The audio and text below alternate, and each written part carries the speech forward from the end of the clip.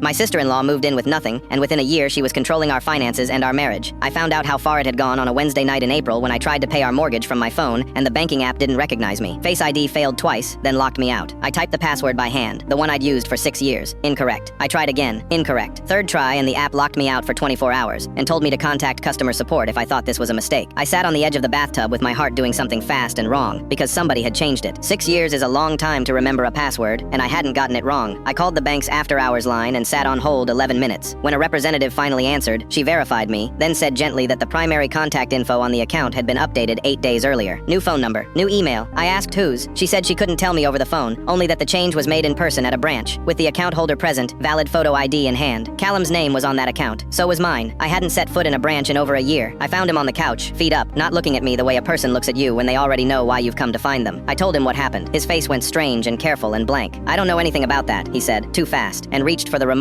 like the conversation was already over. Behind his head, in the dark television screen, I could see the guest room door down the hall, closed the way it always was, light glowing gold underneath it. Because Margot liked to work late, she said, catching up on emails for a job search that never produced an actual job. None of it would have happened if Callum hadn't picked up his phone on a Tuesday night 14 months earlier and gone pale in a way I'd never seen a grown man go pale. We'd been married 9 years. His sister Margot was stranded at a gas station outside Tulsa with $40 to her name. Her husband had just thrown her out after finding out she'd cashed both their retirement accounts to cover a gambling habit she'd hidden for 3 years, and she had nowhere to go. She's done things for me you don't know about, Callum told me that night. I need you to trust me on this one. I didn't ask what things. I wish now that I had. I said, of course, family is family, get her a plane ticket, because I'd married a man who answered for his people when they called, and it usually cost us a weekend or a few $100s, not a marriage. Margot arrived 4 days later with 2 suitcases and a rescue cat in a cardboard carrier, crying at our front door in a way that looked, in the moment, completely real. Thank you, she said, gripping both my hands. I promise I won't be a burden. I hugged her. I told her our guest room was hers as long as she needed it. Within a week, she knew our neighbors' names. Within 2, she'd alphabetized our spice cabinet and told me, kindly, that I'd been storing the cumin next to the cinnamon like an animal. The first months were easy, the way a slow leak is easy, invisible until the tire's flat. She cooked dinner most nights, genuinely good at it, and Callum would come home and light up at the table like a kid. 3 weeks in, she sat me down with a legal pad and said she wanted to help tighten up our budget, since she used to keep books for a friend's landscaping company. I told her we were fine. Fine isn't the same as smart, she said, and I let her walk me through 6 months of statements while Callum watched from the doorway, relieved someone else had finally said what he didn't know how to. By March, she'd asked, casually, over dishes, whether it wouldn't be easier if she were an authorized user on our joint checking account, since she was the one running to the store 3 times a week. Sure, Callum said, before I'd even finished drying the pan in my hand. 2 weeks later, our balance was $400 short, and there was a charge I didn't recognize from a company called Blue Water Consolidated. Oh, that's mine, Margot said, not looking up from her coffee. Wrong card by accident. I'll transfer it back Friday. She didn't transfer it back Friday. 2 months later, I opened a credit card statement addressed to me for an account I never opened, and at the bottom of the application was a signature that wasn't mine. Full story is only on Spotify. Search BearyReads and follow.